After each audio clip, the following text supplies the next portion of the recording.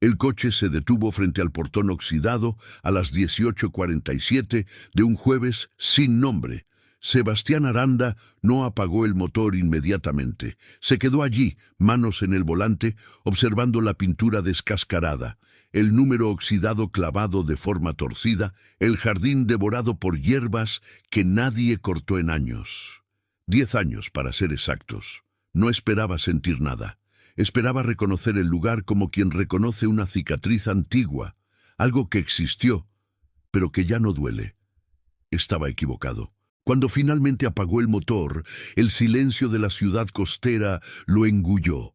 No había tráfico, no había voces distantes, solo el sonido intermitente de las olas rompiendo en la playa, 3 cuadras abajo, y el canto insistente de un pájaro que no podía identificar.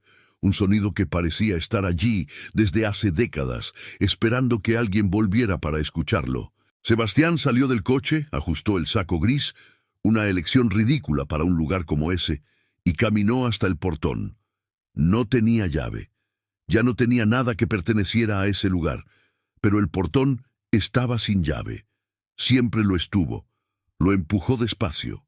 El óxido gimió, y entonces lo vio. La casona, aún en pie, aún imponente, a pesar del abandono. Las ventanas sin cortinas parecían ojos vacíos.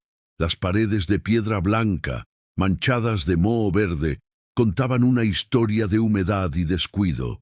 Pero la estructura estaba intacta, como si el tiempo hubiera desistido de derribarla, pero nunca de pudrirla por dentro. Sebastián dio 3 pasos hacia la galería cuando escuchó la voz. «No puedes entrar ahí». Se volteó bruscamente. En la acera, al lado de una bicicleta vieja apoyada contra el muro, había una mujer. Cabello recogido en un moño flojo, ropa simple, sandalias de goma. Sostenía una bolsa de tela con vegetales dentro. Observaba a Sebastián con una expresión que le tomó varios segundos interpretar.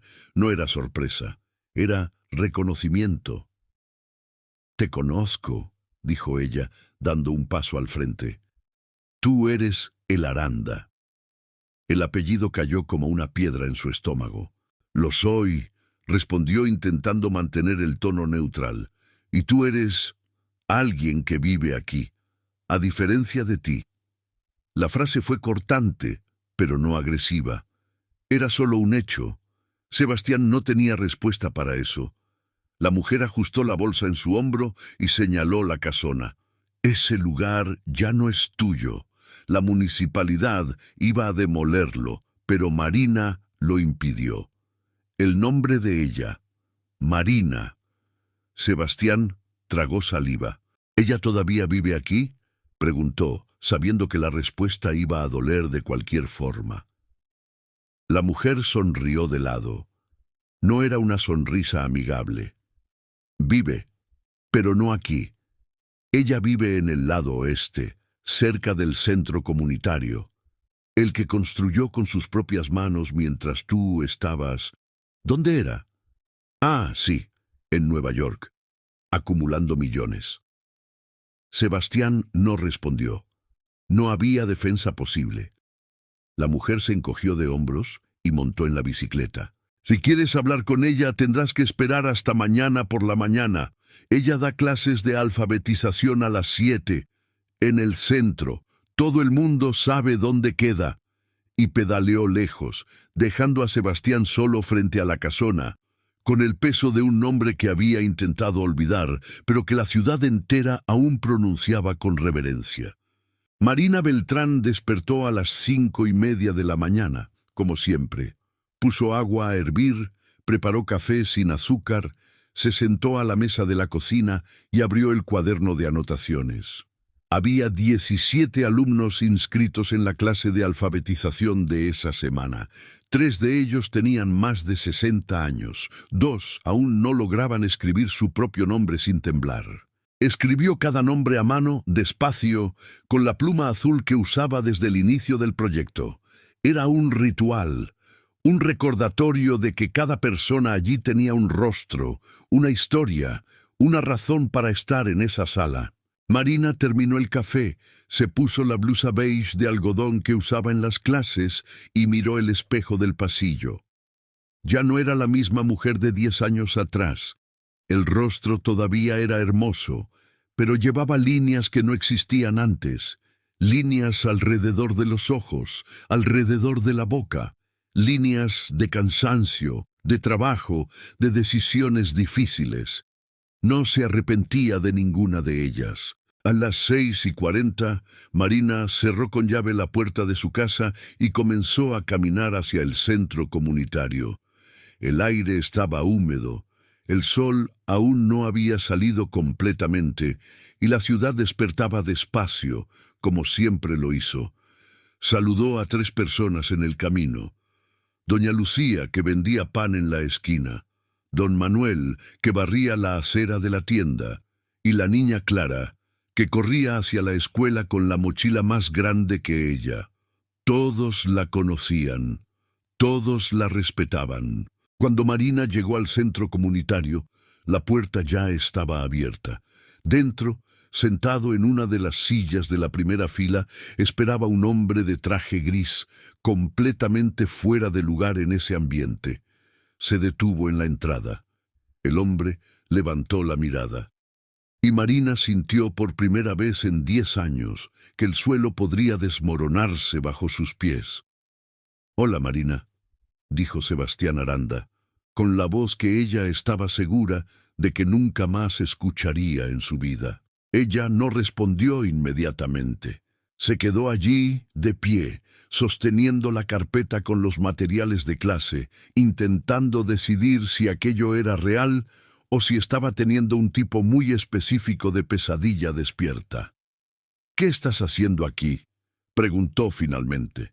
Sebastián tragó saliva. «Necesitaba verte». Marina soltó una risa corta, seca, sin humor. 10 años, Sebastián. 10 años. Y eliges la mañana del jueves, en mi salón de clases, para necesitar verme. Él abrió la boca, pero no logró responder. Marina dio 3 pasos hacia adentro, colocó la carpeta sobre la mesa y se volteó hacia él con una expresión que él no podía descifrar. No era rabia, no era tristeza, era algo peor, era indiferencia. «Tienes 5 minutos antes de que lleguen mis alumnos», dijo ella, cruzando los brazos. «Después de eso, te vas y no vuelves». Sebastián se levantó despacio. «No vine a pedir perdón», comenzó. «Perfecto, porque no lo iba a dar». Él vaciló. «Vine porque mi empresa está en crisis y hay una propuesta de fusión, una propuesta grande, pero involucra este terreno». Marina frunció el ceño. «¿Qué terreno?» «El terreno donde construiste el centro comunitario». Silencio. Marina dio un paso al frente, los ojos fijos en él. «Ese terreno fue donado por la municipalidad hace 5 años. Está registrado a nombre de la asociación. No tiene nada que ver contigo». «Lo sé», dijo Sebastián, la voz más baja ahora, «pero la empresa que quiere hacer la fusión quieren construir un resort y están dispuestos a pagar cualquier valor para conseguir ese espacio». Marina se quedó muy quieta. «¿Y viniste a avisarme de eso? ¿Por qué? ¿Por bondad? ¿Por culpa?» Sebastián respiró hondo. «Porque voy a rechazar la propuesta». Marina parpadeó. Por primera vez, algo cambió en su expresión. «¿Vas a rechazarla?» «Sí. No voy a dejar que destruyan lo que construiste». Ella dio un paso atrás, como si necesitara distancia para procesar aquello. «No tienes derecho a sacrificarte por mí, Sebastián. No ahora, no después de todo. Lo sé, pero necesito hacer esto, no por ti, por mí». Marina lo miró por un largo momento. Entonces despacio negó con la cabeza. «Sal de aquí, Marina, sal, ahora». Sebastián abrió la boca para decir algo, pero la puerta se abrió detrás de él. Doña Ivone, una señora de 72 años, entró cargando un cuaderno gastado y un lápiz atado con cordel. «Buenos días, profesora Marina. dijo ella animada, sin percibir la tensión en el aire. Marina forzó una sonrisa. «Buenos días, doña Ivone. ¿Puede sentarse, por favor?» Sebastián miró a Marina una vez más. Ella no devolvió la mirada.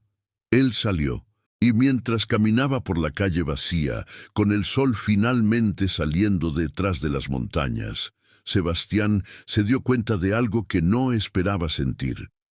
Ya no estaba seguro de nada, pero por primera vez en 10 años sentía que estaba en el lugar correcto, aunque fuera demasiado tarde.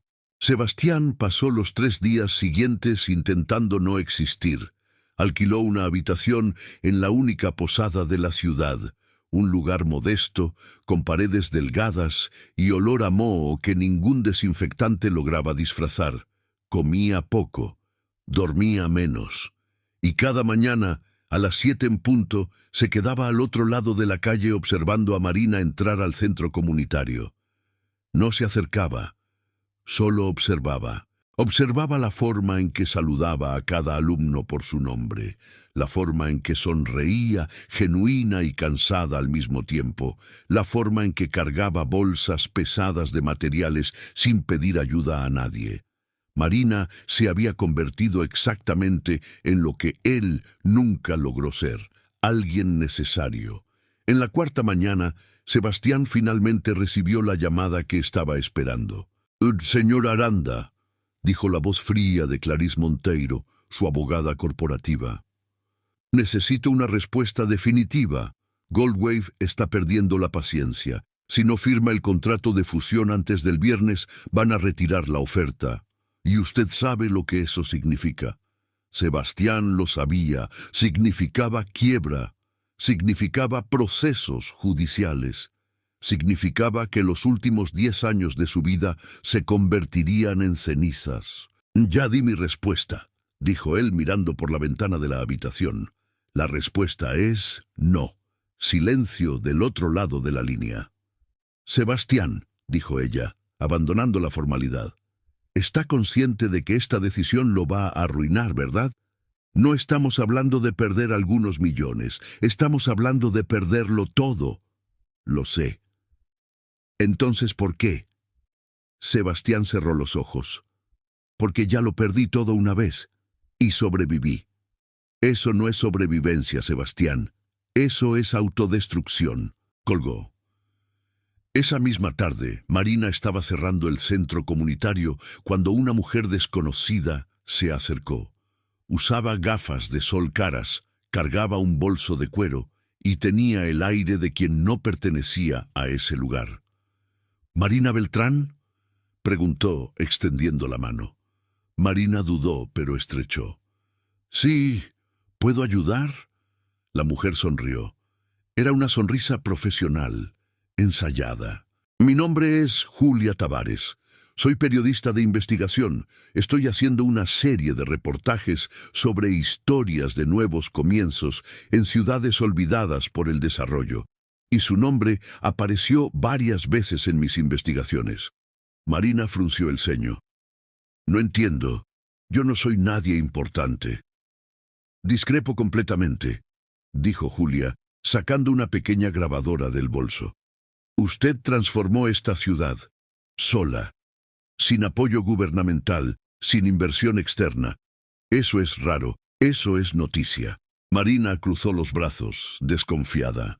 «¿Y qué exactamente quieres saber?».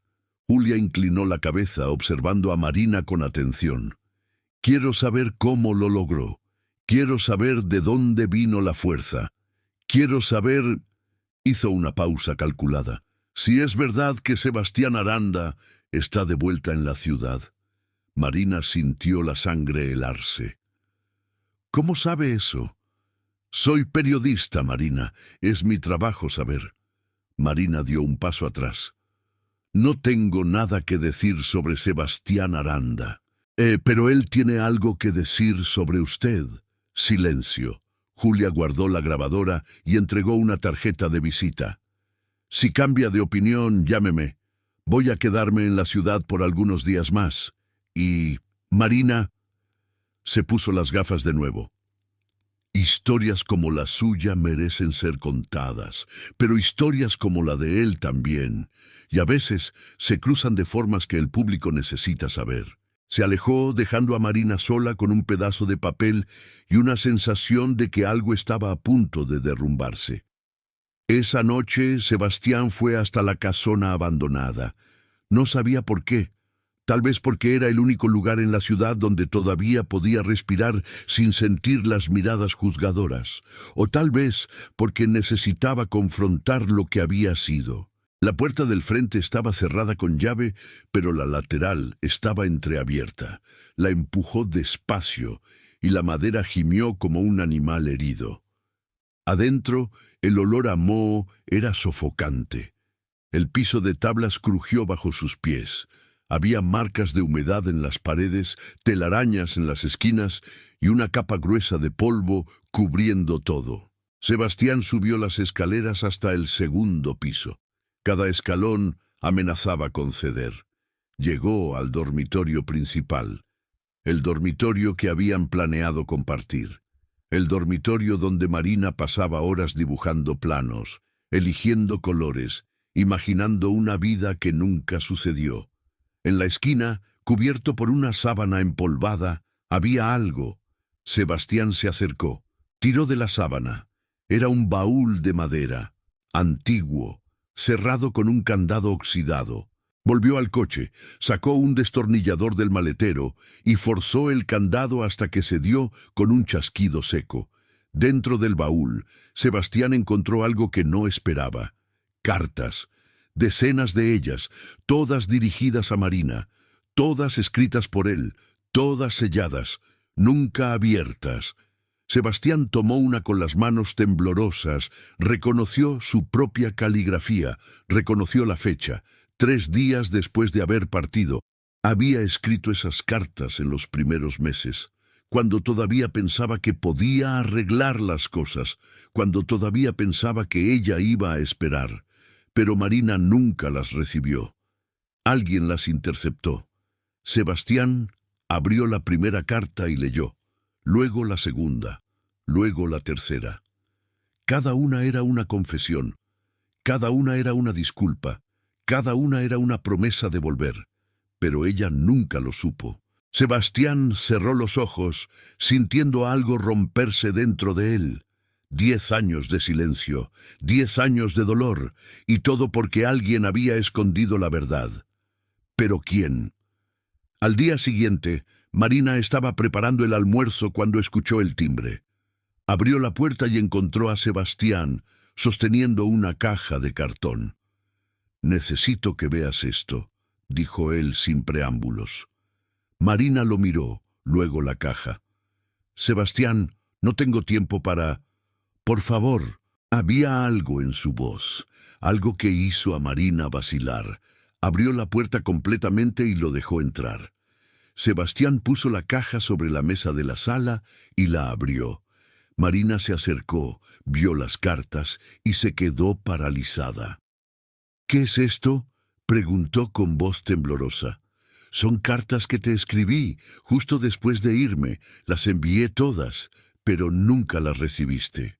Marina tomó una, la abrió, leyó las primeras líneas y sintió las piernas debilitarse. Se sentó, todavía sosteniendo la carta, los ojos fijos en las palabras que nunca debió haber leído. «¿Cómo encontraste esto?» «En la casona. Estaban escondidas en un baúl. Alguien las tomó antes de que llegaran a ti». Marina lo miró, los ojos llenos de lágrimas que se negaba a derramar. «¿Quién?» Sebastián respiró hondo. «Creo que fue mi tía Margot. Ella siempre quiso que saliera de la ciudad. Siempre pensó que tú ibas a retenerme aquí. Y cuando finalmente me fui, debe haber hecho todo lo posible para asegurarse de que no volviera». Marina cerró los ojos. Las lágrimas finalmente cayeron. «¿Sabes lo que pensé cuando te fuiste?», preguntó, la voz baja. «Pensé que me odiabas. Pensé que todo había sido mentira. Pensé que no era suficiente para ti. Marina, y 2 semanas después descubrí que estaba embarazada. El silencio que siguió fue ensordecedor. Sebastián se quedó inmóvil, procesando lo que acababa de escuchar. ¿Tú qué? Marina abrió los ojos, mirándolo directamente. Estaba embarazada, Sebastián, y tú habías desaparecido, sin explicación, sin despedida, sin nada. ¿Qué pasó con...? No pudo terminar la frase. Marina se levantó, le dio la espalda, mirando por la ventana. Perdí al bebé a los 3 meses. Su voz era neutra, pero el dolor estaba allí, latente. Fui sola al hospital, sola en la habitación, sola cuando volví a casa. Sebastián sintió como si le hubieran dado un golpe en el estómago. No sabía. Marina, te juro, no. Lo sé, interrumpió ella. Sé que no sabías. Pero eso no cambia nada. No cambia lo que pasé. No cambia el hecho de que elegiste irte. Y yo tuve que aprender a sobrevivir sin ti. Se volteó, los ojos secos ahora, pero rojos. Así que no vengas aquí con cartas antiguas intentando convencerme de que te importaba. Porque aunque hayas escrito 1000 cartas, la verdad es que te fuiste. Y yo me quedé. Sebastián no tenía respuesta. No había nada que pudiera decir que cambiara aquello. Marina señaló la puerta. Vete, Sebastián. Marina, por favor. Vete. Ya. Y él se fue. Porque por primera vez en su vida, Sebastián Aranda entendió que algunas cosas no pueden ser arregladas con palabras. En los días que siguieron, la ciudad comenzó a murmurar. Julia Tavares estaba haciendo preguntas, preguntando sobre Sebastián, preguntando sobre Marina, preguntando sobre el pasado. Y cuanto más preguntaba, más gente comenzaba a recordar. Marina intentaba ignorar, intentaba mantener la rutina, pero era imposible ignorar la mirada curiosa de don Manuel, o los susurros de doña Lucía, o la forma en que sus alumnos la observaban, como si esperaran que explotara en cualquier momento. Y entonces, el viernes por la noche, Marina recibió una visita inesperada. Su prometido, doctor Fernando Salles, llegó de sorpresa. Alto, guapo, impecablemente vestido, entró a su casa con un ramo de flores y una sonrisa que no llegó a sus ojos. «Hola, amor», dijo él besándola en la frente. «Te extrañé». Marina forzó una sonrisa. «Yo también».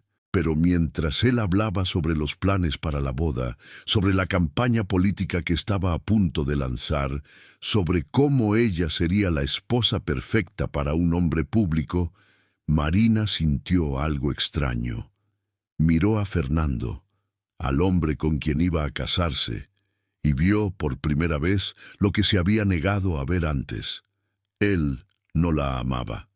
Amaba su imagen, y en ese momento Marina se dio cuenta de que estaba a punto de cometer el mismo error otra vez. Solo que esta vez ella sería la persona que se iría. El artículo de Julia Tavares salió un lunes por la mañana.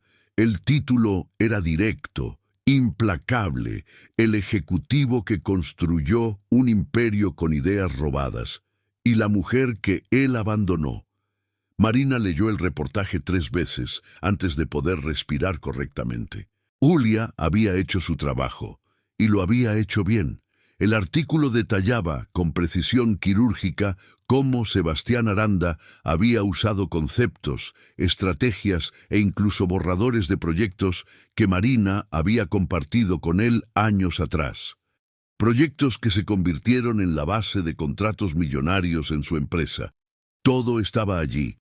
Fechas, documentos, pruebas. Marina nunca había registrado esos proyectos, nunca había exigido crédito, porque en ese momento eran una pareja, eran un equipo. Compartir ideas era natural, pero Sebastián se fue, y se llevó todo con él. El reportaje no acusaba a Sebastián de crimen, pero acusaba de algo peor, de oportunismo moral, de construir éxito sobre las espaldas de alguien que había abandonado, y la ciudad explotó. Sebastián leyó el artículo en el celular, sentado en la habitación de la posada, a las 6 de la mañana. Cada palabra era una puñalada, no porque fuera mentira, sino porque era verdad. Nunca había pensado en aquello de esa forma.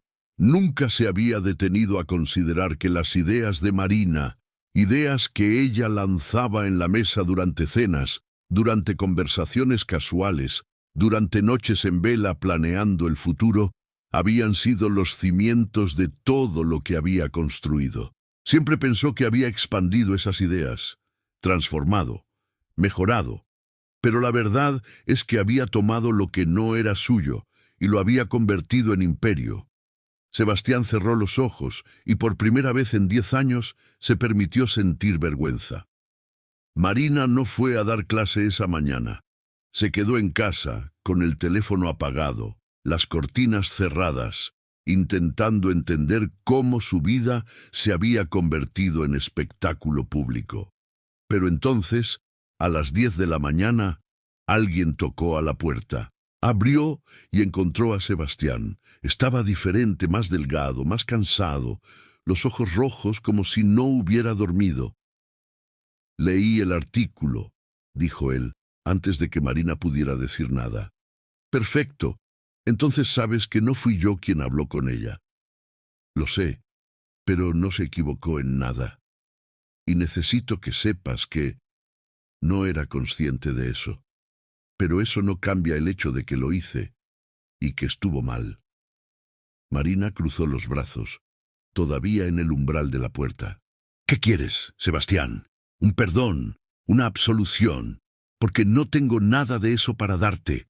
Quiero corregir esto». «¿Cómo?» Sebastián respiró hondo. «Voy a convocar una rueda de prensa. Voy a asumir públicamente que parte significativa de mi fortuna vino de tus ideas, y voy a compensarte financieramente, legalmente, de la forma correcta». Marina guardó silencio por un largo momento. «¿Crees que el dinero va a resolver esto?» «No, pero es lo mínimo que puedo hacer». «¿Y lo máximo?» Sebastián la miró, y por primera vez Marina vio algo que no esperaba ver: humildad real. «Lo máximo es transformar la casona en algo que tenga sentido, un centro cultural, un espacio educativo. A tu nombre, bajo tu gestión, voy a financiar la reforma completa. Y después me iré, si eso es lo que quieres». Marina dio un paso atrás, procesando. «¿Hablas en serio?» «Completamente». «¿Por qué? ¿Por culpa? ¿Por lástima?» «Porque por primera vez en mi vida entiendo que éxito sin integridad no es éxito, es solo ruido». Marina lo miró por largo tiempo. Entonces, despacio, asintió. «Acepto, pero con una condición». «¿Cuál?» «Lo hacemos juntos, como socios, no como exnovios, no como pareja, como dos personas intentando construir algo que valga la pena. Y no te vas hasta que terminemos». Sebastián parpadeó sorprendido. «¿Tú quieres que me quede? Quiero que asumas lo que hiciste, y eso significa quedarte y arreglarlo, no huir de nuevo». Sebastián tragó saliva, y entonces, por primera vez en mucho tiempo, sonrió, una sonrisa pequeña, cansada, pero genuina. «Está bien, me quedo». La rueda de prensa sucedió 3 días después, en la plaza principal de la ciudad. Sebastián estaba de pie frente a un micrófono improvisado, rodeado de periodistas, habitantes curiosos y cámaras de celular. Marina estaba a su lado, no porque él lo pidió, sino porque ella decidió estar. Sebastián leyó un comunicado que él mismo había escrito a mano, sin abogados, sin revisiones corporativas. Era directo, era honesto, era doloroso. Admitió que había usado ideas de Marina sin dar crédito. Admitió que había construido parte de su carrera sobre las espaldas de alguien que debería haber protegido. Y admitió que durante 10 años había huido de la verdad.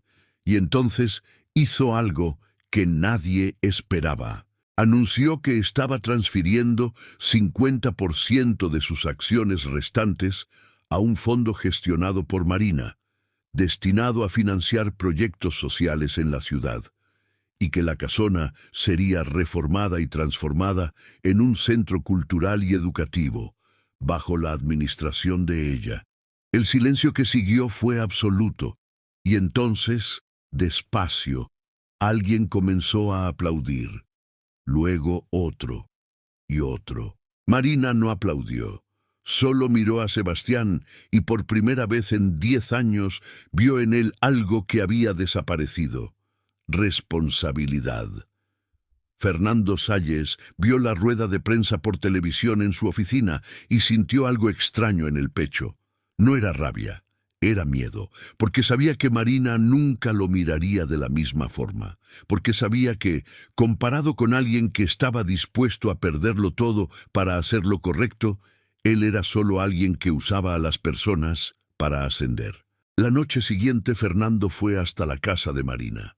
Ella abrió la puerta, y antes de que él pudiera hablar, dijo: «Sé por qué viniste».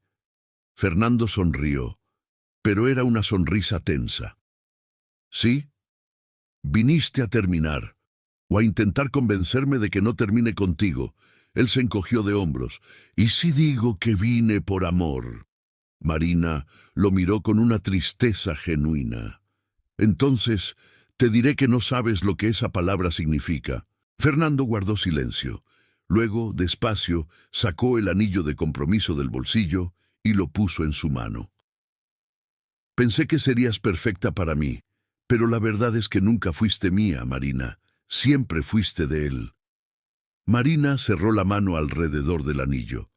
«No soy de él, y nunca lo seré de nuevo. Pero tienes razón en algo. Nunca fui tuya». Fernando asintió. Se volteó y se fue. Y Marina, por primera vez en años, sintió que finalmente estaba libre. La reforma de la casona tomó 4 meses. Sebastián y Marina trabajaron lado a lado, todos los días. No hablaban sobre el pasado, no hablaban sobre sentimientos. Hablaban sobre presupuestos, sobre plazos, sobre materiales de construcción. Pero había algo allí, algo que ninguno de los dos podía nombrar. No era amor, no era perdón, era algo más profundo, era respeto, era confianza reconstruida ladrillo por ladrillo. Una tarde, mientras cargaban cajas de libros donados para la nueva biblioteca, Marina se detuvo y miró a Sebastián.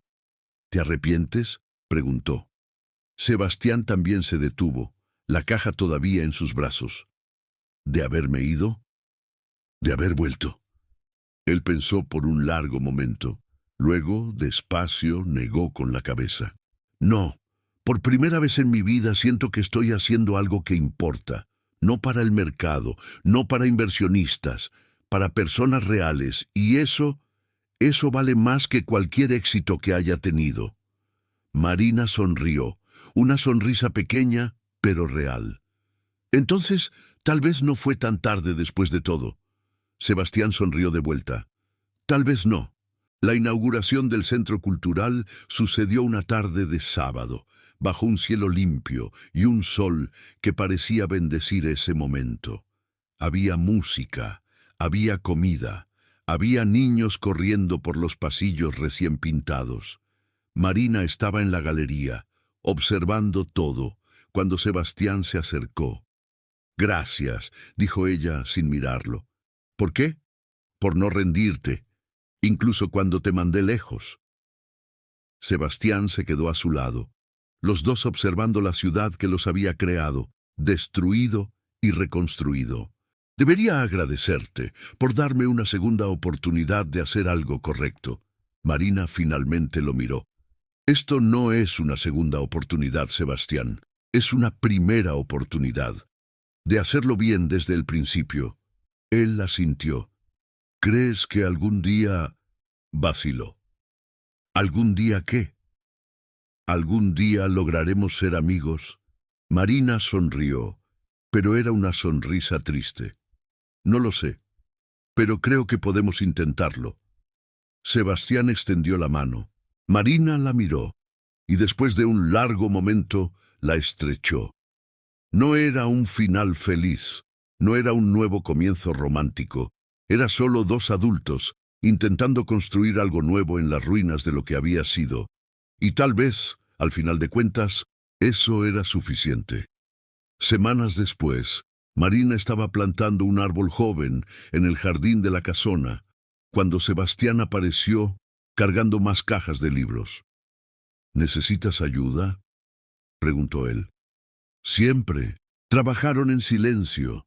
El silencio no era incómodo, era solo silencio. Cuando terminaron, Marina limpió las manos en el pantalón y miró el árbol plantado. ¿Sabes cuánto tiempo tarda un árbol en crecer? Años, respondió Sebastián. Exactamente, años. Pero si lo plantas hoy, algún día dará sombra. Sebastián la miró, entendiendo la metáfora. ¿Y si no crece? Marina sonrió. Entonces plantamos otro, y otro, hasta que uno crezca.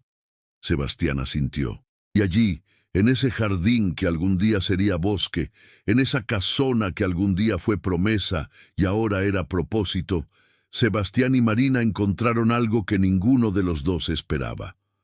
No encontraron el amor que perdieron. Encontraron algo mejor. Encontraron tiempo. Tiempo para hacerlo bien. Tiempo para reconstruir. Tiempo para crecer. Y tal vez, solo tal vez, tiempo para algún día perdonar.